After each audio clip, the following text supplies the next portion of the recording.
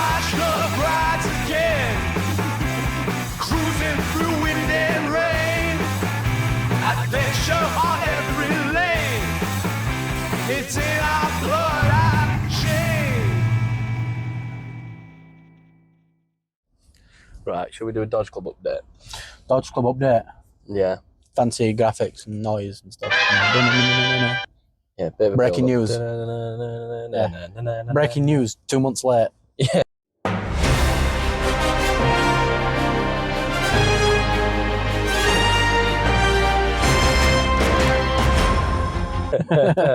Yeah. Why are we so late? Well, I suppose there's two contributing factors. The main one's the fall through of the Cadillac, wasn't it? We had a good video plan for that. Good ideas plan for that. We'll itinerize Cadillac cock up, we'll call it. That's not swearing for YouTube purposes, is it? It don't matter. It's after Cadillac. 10 seconds, so fuck them. We've got to. We'll put something else in. Cadillac, chuff up. There we go. Very Yorkshire way. My homeland. Space has been proving an issue. Space has been proving an issue. Yeah. That one's actually got a solution. Space and all of its stars and planets. Yeah. Cadillac fell through. Right. Yeah. So, shall we start with Cadillac then? Yeah. We had a really great video planned. We had all sorts planned. We had a hotel booked many miles away because we'd come across a '59 Cadillac shell on eBay. Mm-hmm. It was one of these old breaking all parts available things. Got in touch with the seller. He'd basically bought this '59 limo because he needed some bits to build his hearse, doing an Ector tribute. He had a 1960 hearse and he needed some bits off of this. He needed the front firewall because his was rotten, and he needed the fins because obviously the 60 fins are the wrong one to make the proper replica. So we went back and forth for a couple of weeks. He also had a boot lid that we were very interested in, and we agreed a price on the boot lid and the shell. Mm-hmm. He was going to cut the front foot firewall out, and he told us, well, I'll cut it from roughly around where the front bench seat is, and I'll keep everything forward of that.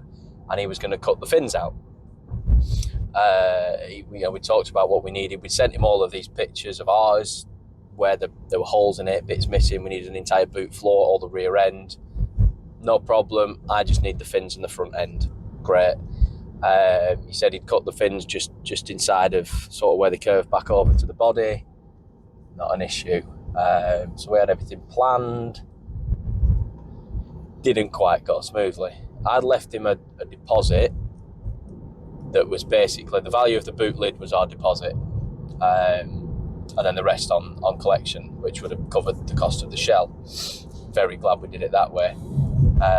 Finally got some pictures from him of the shell once he'd cut it, because he'd only cut it up about a week or so before we were due to go, and it wasn't the fins that he'd cut off. What are we going to do here? Are we going to put some pictures over here of what he did to this shell, or are we going to ask people what they think? I think we'll get what we'll do is we'll put the pictures up. Yeah. Of what we sent, of what he removed, because you've already said leading into this that he was going to cut the fins off, so they'll already have in their mind what cutting the fins off means to them. So the long story short is, from the picture sent, is his opinion was that he'd cut the fins off. Our opinion was that he cut more than the fins off. Yes. So we'll put the pictures up that he said to us. We'll put the pictures up that we said to him, showing what we needed. Yeah. And then we'll put a picture up of a really poorly drawn version of what we would have expected it to look like if you had just cut the fins in the front off of this shell. I am willing to be told I'm wrong. Won't necessarily agree with you. If you think this guy could just cut the fins off of this car, please let us know. But from where we're looking, I'd have said he cut the entire sides of the car off, the corners of the boot floor, half the boot floor, the wheel arches went, half the shell was gone. He essentially left us, you'll see in the pictures, the middle half of a Cadillac shell that's absolutely no good to anyone, no matter what they were doing with it. He didn't brace any of it. It would have just been a floppy mess on the back of a trailer. So, yeah, let us know what you think. Do you think we were right to be a bit pissed off about this, or what? I mean, we were pretty clear on the phone. We told him, you know what? Where's the rest of the car? What have you done to it? That shell's no longer any good to us. You can keep it. He wasn't very happy with that. We were a bit less happy because we've now still got to find a shell, which is a lot harder than him finding another few quid to replace selling the thing. His initial response was, I'll refund you the boot lid. I'll keep it. Bit childish, but whatever. Yeah, we've already paid for that. Like paid for the boot lid in full, no questions. Didn't barter his price on that. Didn't want him to do anything. As I said, look, Keith, maybe we'll put the messages up. Maybe we won't. I don't know. We'll see. Just make sure if we do, we'll blur any details up. Yeah, you're not going to share any of his details, but it doesn't take much to find which idiot's doing this. We basically said that shell's no good to us. I'll send a courier for the boot lid. Let's call it a day, because you've quite clearly cut way too much off here. Like, what use is that to us? And he threw a little childish hissy fit, and I'm going to send you your money back for the boot lid. Like, get a grip, man. Anyway, I booked a courier to go and collect this boot lid, and then all of a sudden it was, I'm not about at that time, they can't come and collect. Right, it's fine, they'll come next weekend. Oh, well, I'm not there, I've got a child's birthday party or whatever. Like, just, you were going to be there on the day that I booked the courier, because we were going to be picking up the shell. Yeah, we organised the courier originally to go there and pick it up at the same time that we would have been there for the shell. And it's not as if we're asking for freebies. We've paid you for this in full. We use a specialist courier. We don't need him to package it, do anything. He doesn't even have to lay a finger on it. He can just have them pick it up. No, I'm not going to be there. And then it was, well, leave it in a neighbouring business then. Oh, it's hobby units, no one's there, right? Well, leave it at the garden centre you gave me the address for then. Oh, it's not a garden centre anymore, there'll be nobody. Like, he made it as difficult and drawn out as he could. And, I mean, literally the only person he's put out is himself, because he's had to then deal with me more and sit on this boot lid for longer. Like, because he hasn't got a shell for us, we are not in a position to move forward with the car at the minute anyway, so it really doesn't matter to us whether we store it now or later. But it was just a shining example of someone throwing his toys out of the pram for literally no reason. Like, it's just, so that's where we've been at. So that's been a little bit demotivating with the Cadillac. So that's kind of sat on the lift where it is. Nothing's really been done to it because we weren't sure what the next step would be. And it's kind of stalled a little bit. In the middle of all that, we've been looking for a new premises just to move Dodge Club into, because you might have noticed, but there's other things that go on in the workshop that Dodge Club lives in.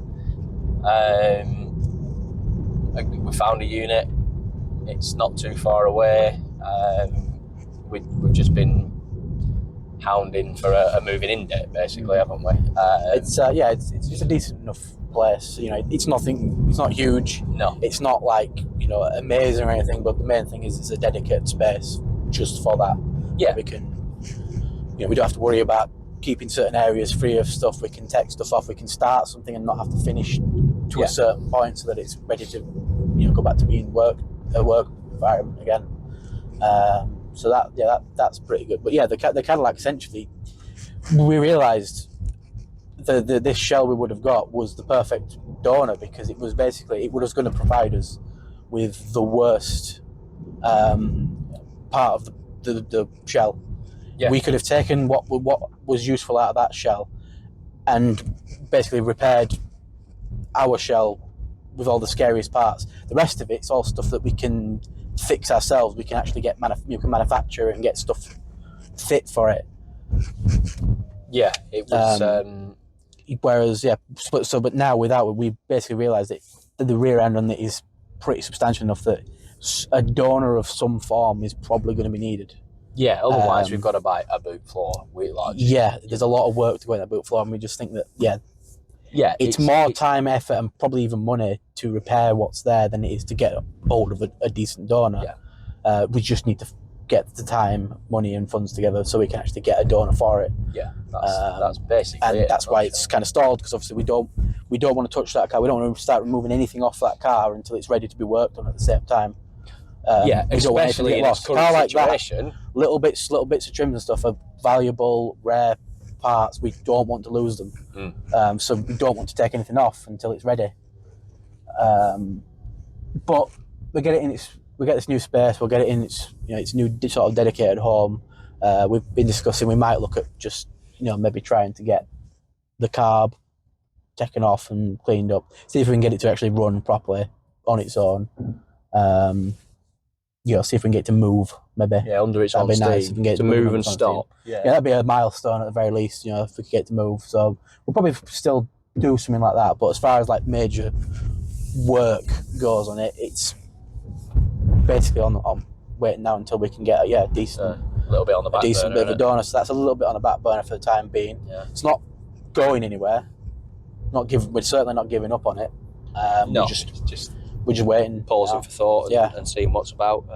But yeah, that's kind of why the Luton's been put on the back burner as well, isn't it? Because we were supposed to be doing this thing with the Shell, going to get that. So it's like, well, the Luton can wait a minute because we'll have some really good content with the Shell. And to progress with the Luton now, we need the space where the Cadillac was currently sat on the ramp. But the Cadillac couldn't go anywhere because we didn't have what we needed to do anything. Yeah. So we kind of had a carrot dangle, hadn't we, about a month ago now, of probably longer actually. We're probably coming up on 2 months of this carrot being dangled of there's a unit coming up. Yeah. And it dragged on a bit. And we'd got in that point where I'd literally extended the driveway at home so that we could chuck a shelter up, take the Cadillac home, put it there out the way for now while we get on with it. But because of this, but there's one coming, there's a unit coming. We've waited because, well, next week we'll be in to move the Cadillac. And now we've come so far that we genuinely are going to be in it very soon. And it doesn't make any sense to move the Cadillac. It can't live outside. No. It can't live on our current yard because we've just got too much stuff in. And the shelter that it was going to go in was just, we tried to put it up. There might be a bit of footage of us. Is there footage of the realisation that this is too big for the yard somewhere? It's basically, we attempted a time lapse and got like 60% of the way through and then just stood there, stared at it and was like, dismantled it and then threw it in the back of the Luton. Yeah, because it was just too big to put on the yard and get anything in reasonably. So the plan was that we'll go home. But anyway, that didn't happen. But get this new space, we'll get that set up. There'll be a video coming of building the Dodge Club headquarters, so that'll be good fun. Yeah, there'll be stuff from that. It's don't expect anything as grand as Drift Games and their HQ. If you've not seen Drift Games, it's definitely worth having a look on their channel and seeing what they've done. We're not going to get We've that level not quite of stuff. got that kind of budget. We might get a banner printed or something to make it feel a bit yes. But that's a bad. It's a space big enough for a couple of cars, and we're going to maybe build a mezzanine towards the back. So there's a bit of a space for us to just sit and chill out.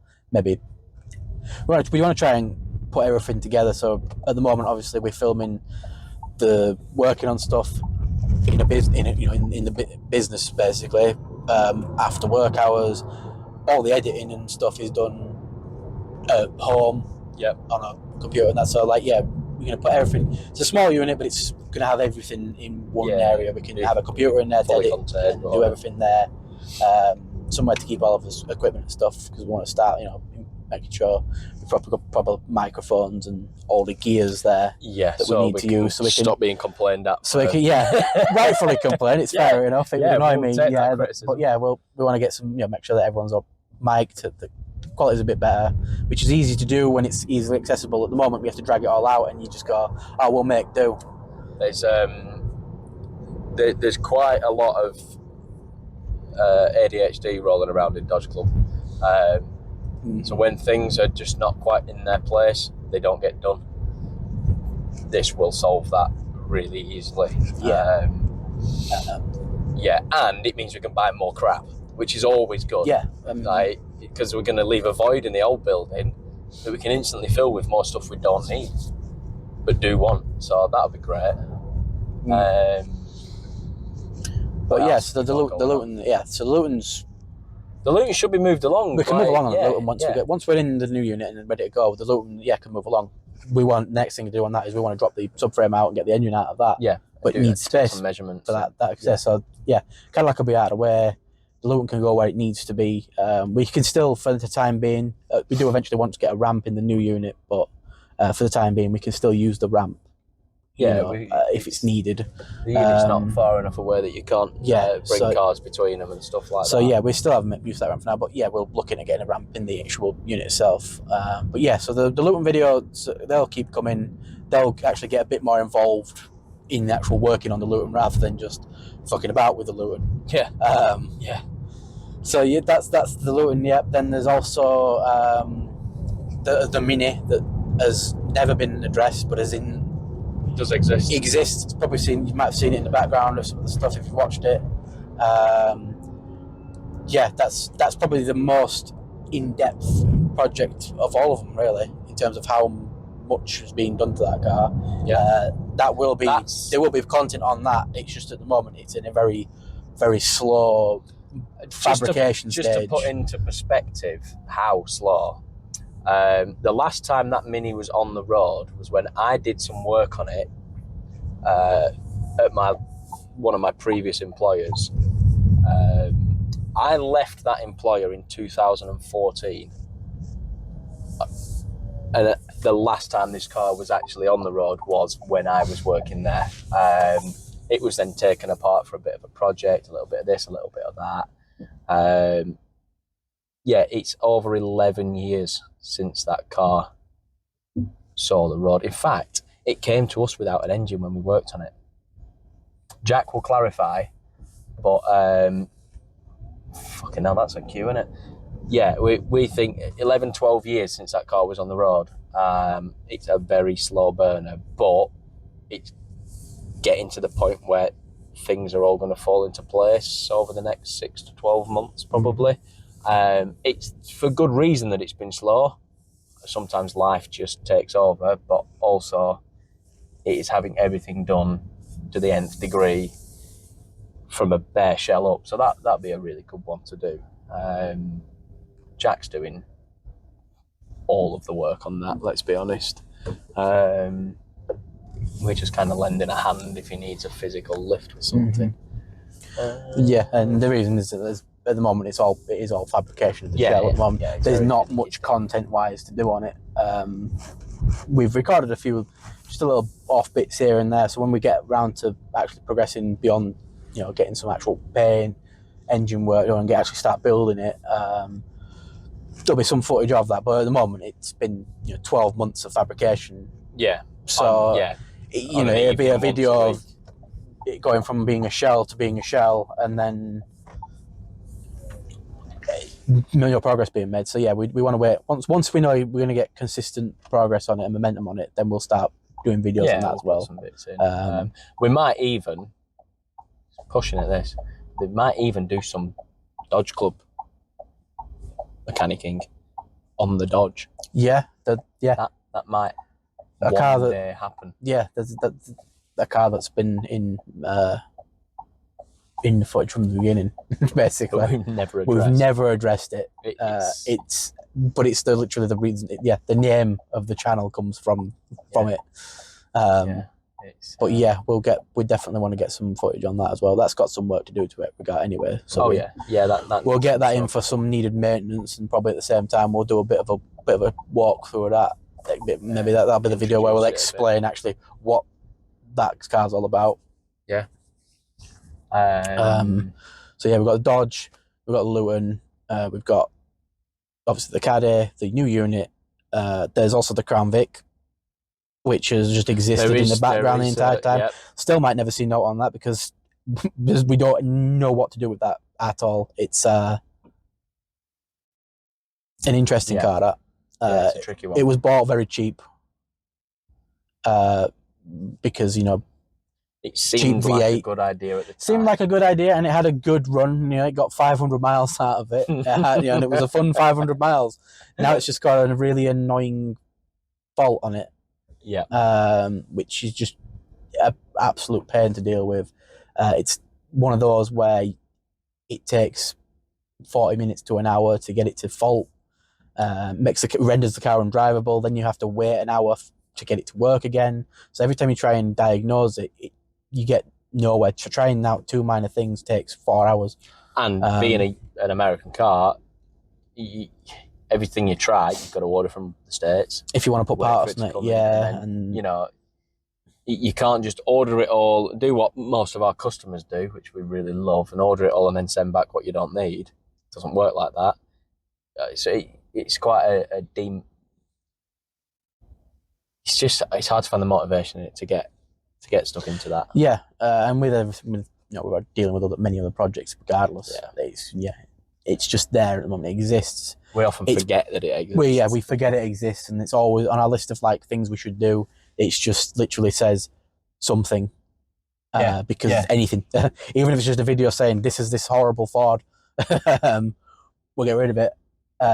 But it might be gone if somebody comes and offers $1,000 for it. It goes. Basically. Well, yeah, there is that. Yeah. So it'll probably live in the new unit for the time being, but it'll be that irritating car that you've got to draw in and out. Yeah, we'll just hate it even more. Night, So yeah, that exists.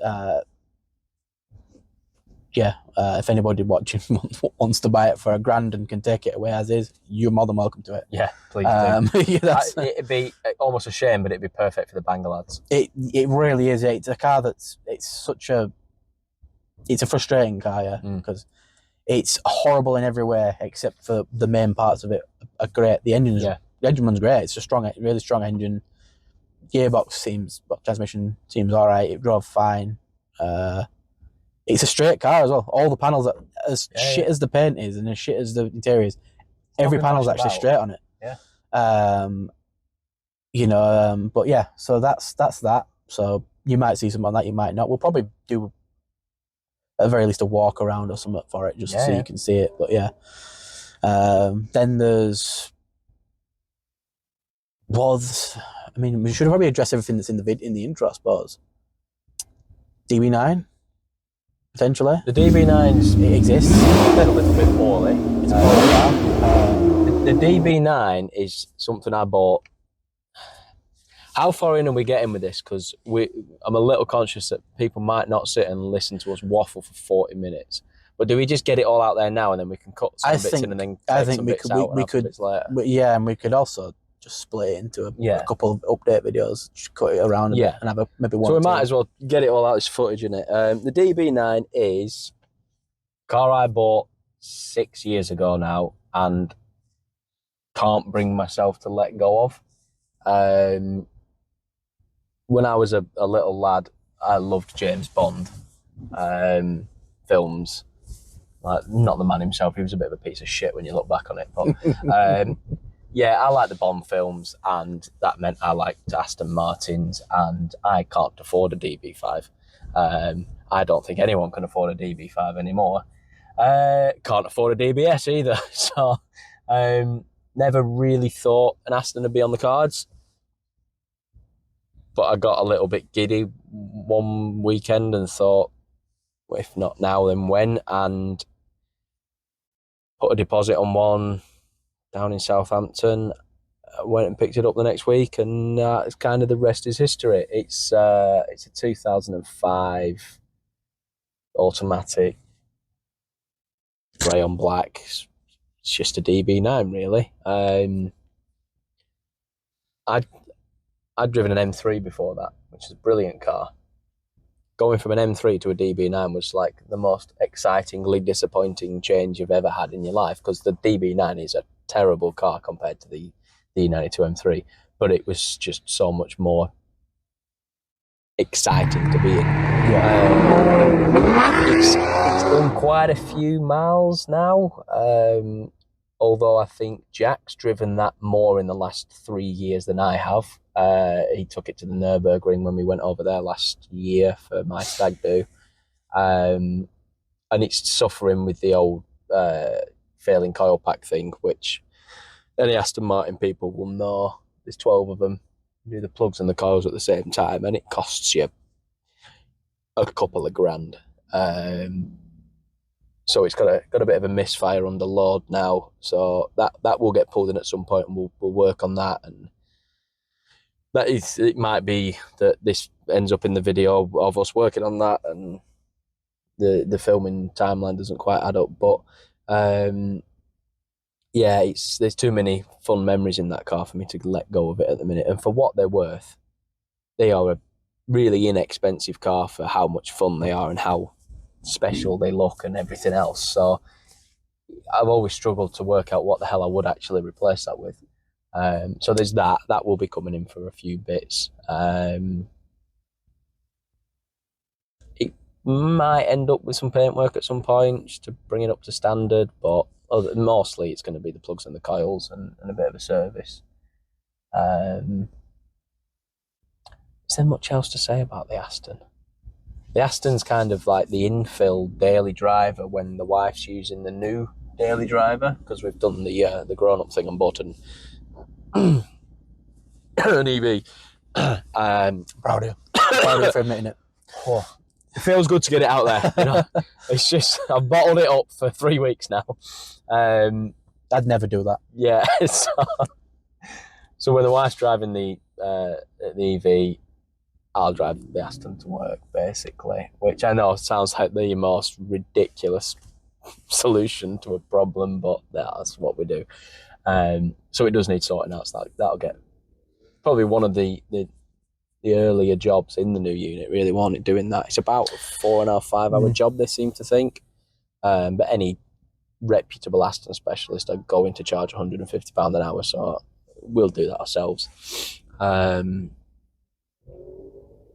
What else have we got? Well, there's the 430. That doesn't really need much. No, that's the one. Yeah. They've seen that. That's had a battery recently. Battery on that, yeah. We'll talk about that another time. I haven't got it in me today to admit how much that's cost me. Last weekend was 2 years since I bought that, and it's quite shocking. I guess the other elephant in the room is this, isn't it? Yeah, I mean, you did just mention it, but you didn't say what it was. It's a cool EV. It's a cool EV. I mean, they all say that. Should we have a burger and then talk about the EV? We should probably have a burger and maybe talk about the EV. I mean, or do we have a baguette instead? You might need a baguette. A baguette might be more appropriate. I think the EV could do its own video. Needs one, doesn't it? Yeah, that's a lot of talking. This is a long talking video. Shall we discuss our McDonald's order? What are we going to get? And what would the viewers want from us? I'm going to try that maple barbecue and bacon double quarter pounder. It does sound really good. £9.59 for a meal. Wow. It sounds fantastic. It does sound very good. I don't know why I couldn't go. Garlic and black pepper McNuggets. I would have gone for a double quarter pounder anyway. So now might as well have maple barbecue. Well, yeah, you know what I mean? Like, I can't say no to that.